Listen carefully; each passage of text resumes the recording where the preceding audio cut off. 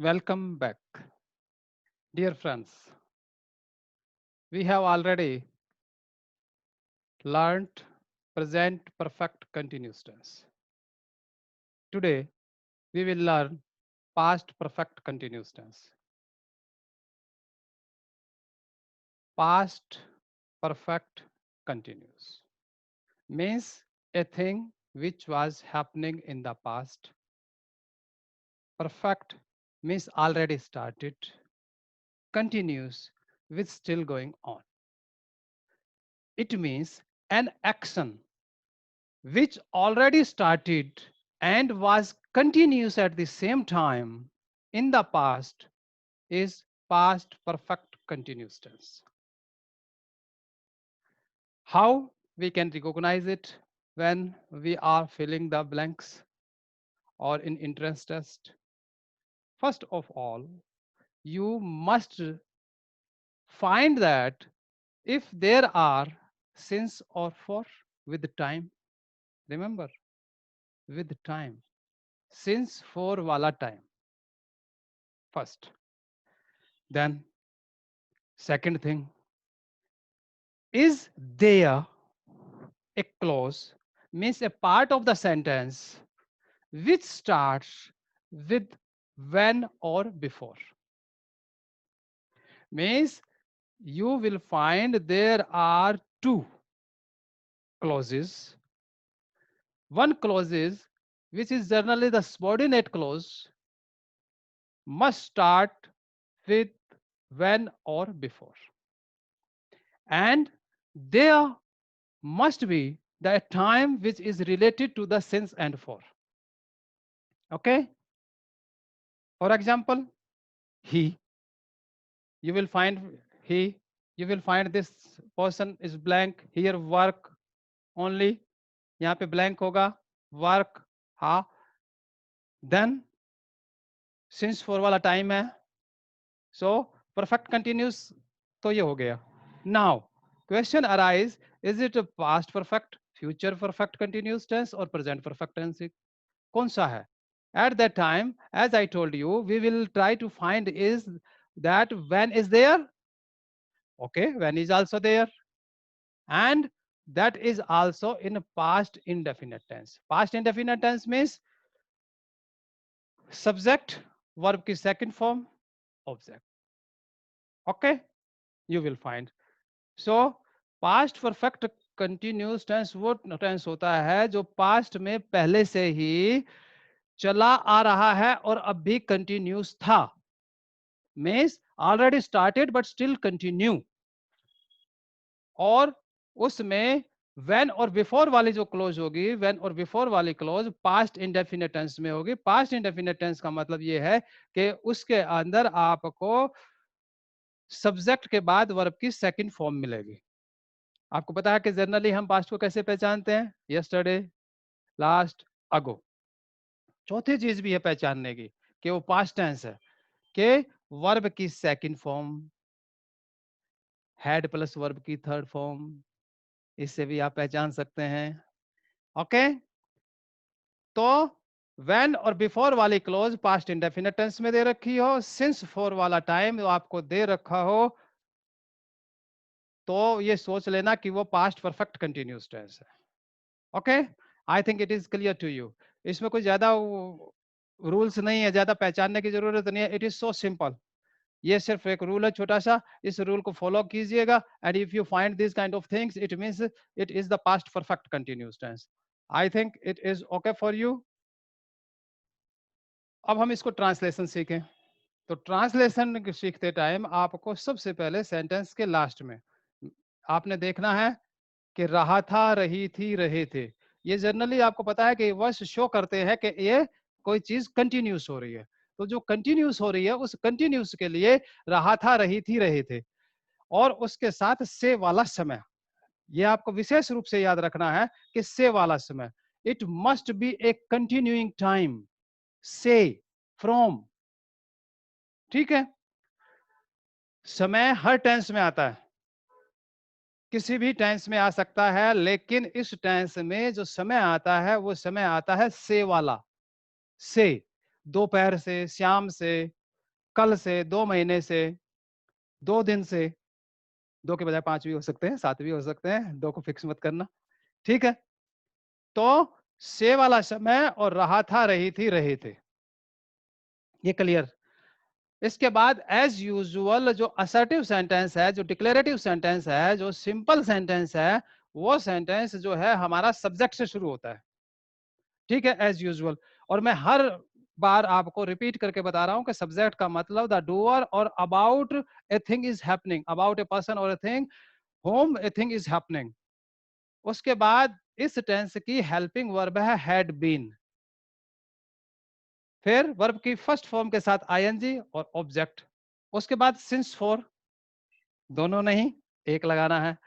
Since for के बाद time लगाना है। So simple, as usual.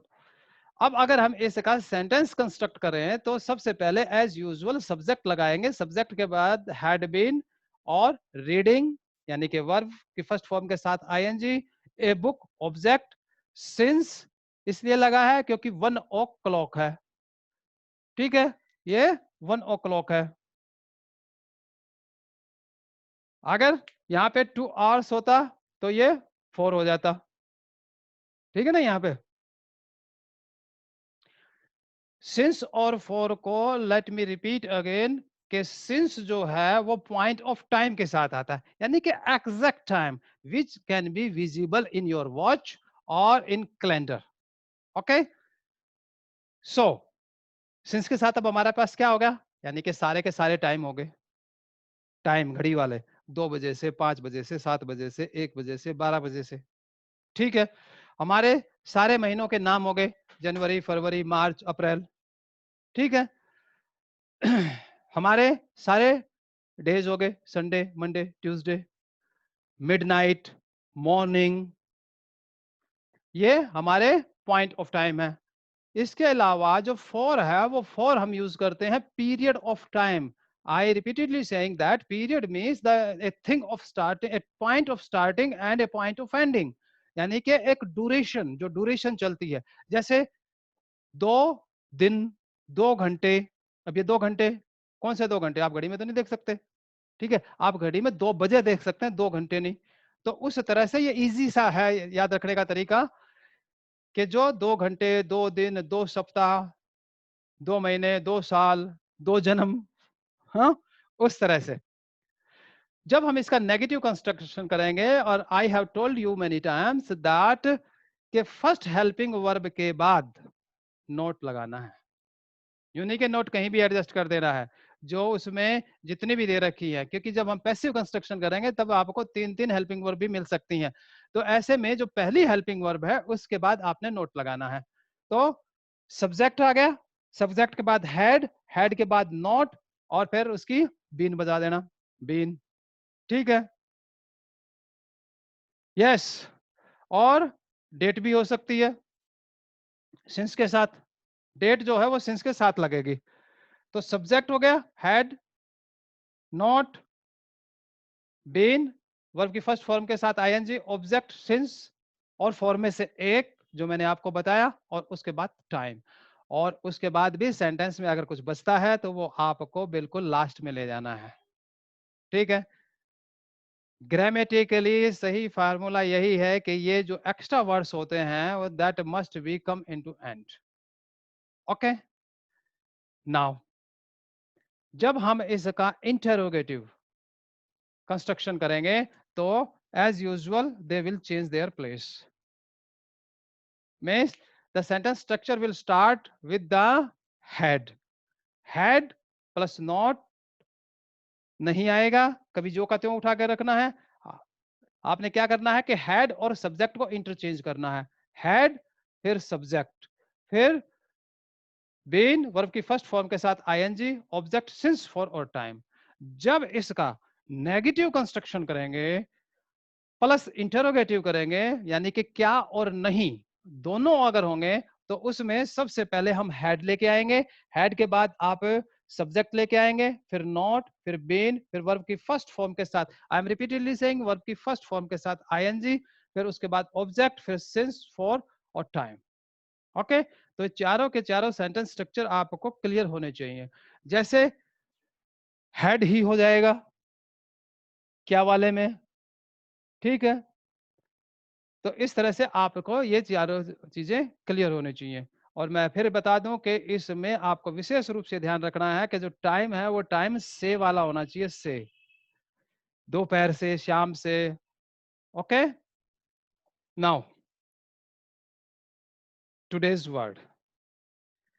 देखिए दोस्तों, हर रोज वर्स मीनिंग बढ़ाते चलो, रिवाइज करते चलो, सेंटेंस में यूज करते चलो।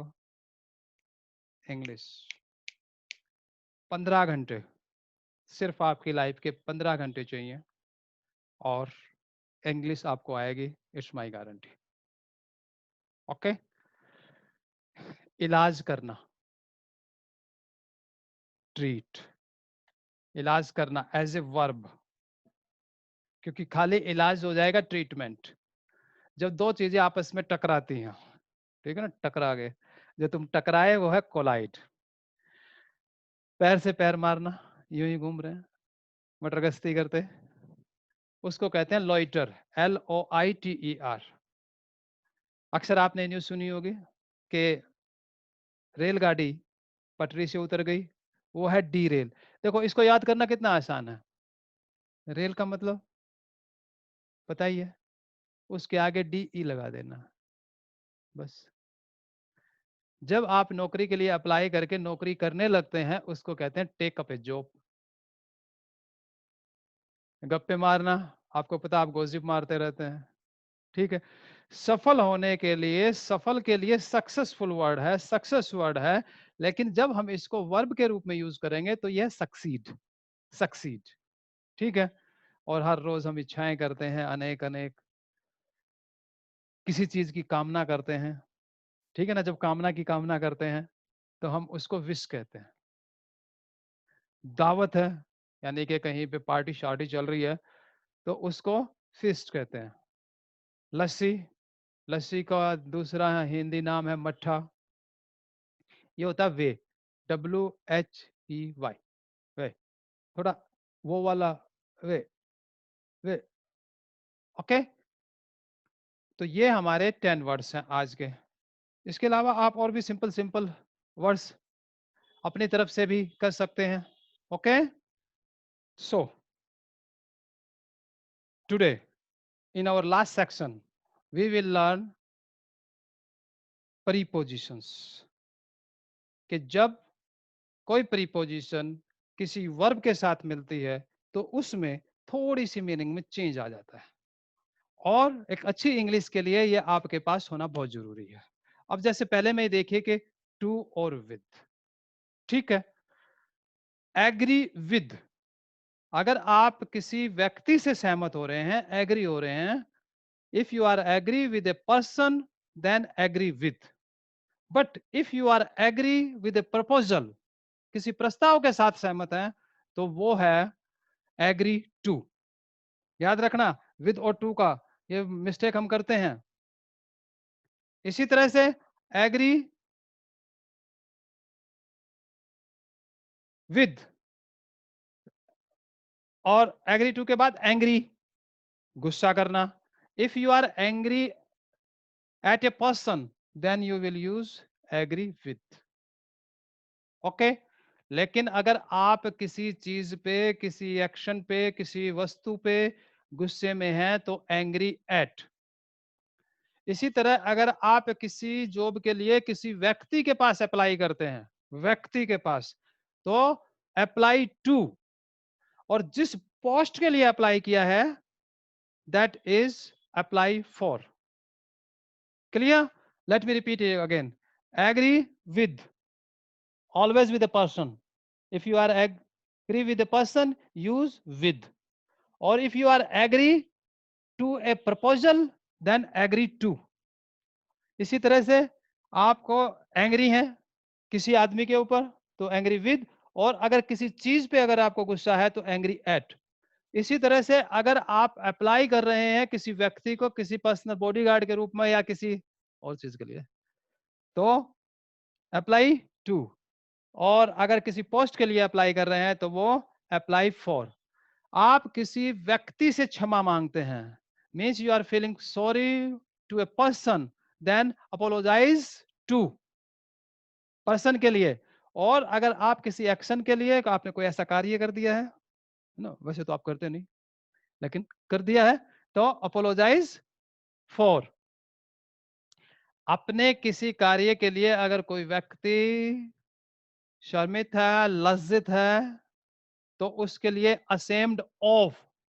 याद रखना कि ये शुरू के वर्ड्स आपको ऑलरेडी आते ही हैं। एग्री आपको पता है, एंग्री आपको पता है, अप्लाई आपको पता है। अब ये विद और टू या फॉर या ऑफ लग के उनको किस सेंस में यूज करते हैं, our today's topic is that. So आप अगर आप असेम्ड ऑफ, जनरली किस बात के, ashamed of his behaviour, okay. इसी तरह बॉस्ट ऑफ, लंबी लंबी फेंकता है, ठीक है, तो भी बेस्ट ऑफ। और अगर आप किसी चीज को जानते हैं, किसी चीज के प्रति अवेयर हैं, परिचित हैं, तो उसको aware of. Let me repeat it again in a simple way, कि they are more important, you must have to use them properly, otherwise the sense of the sentence will be dramatically change, you must remember. Okay दोस्तों, और आप हमारे YouTube का description जरूर देखिए, वहाँ पर आपको हमारे बारे में सारी डिटेल्स मिलेंगी, हमारी ईमेल आईडी, हमारा एफबी, हमारा Twitter handle, you can find everything there. और let me repeat again, for more videos please subscribe it, share it, and in the last but not least, press the bell icon. Okay, thank you, thank you, thank you.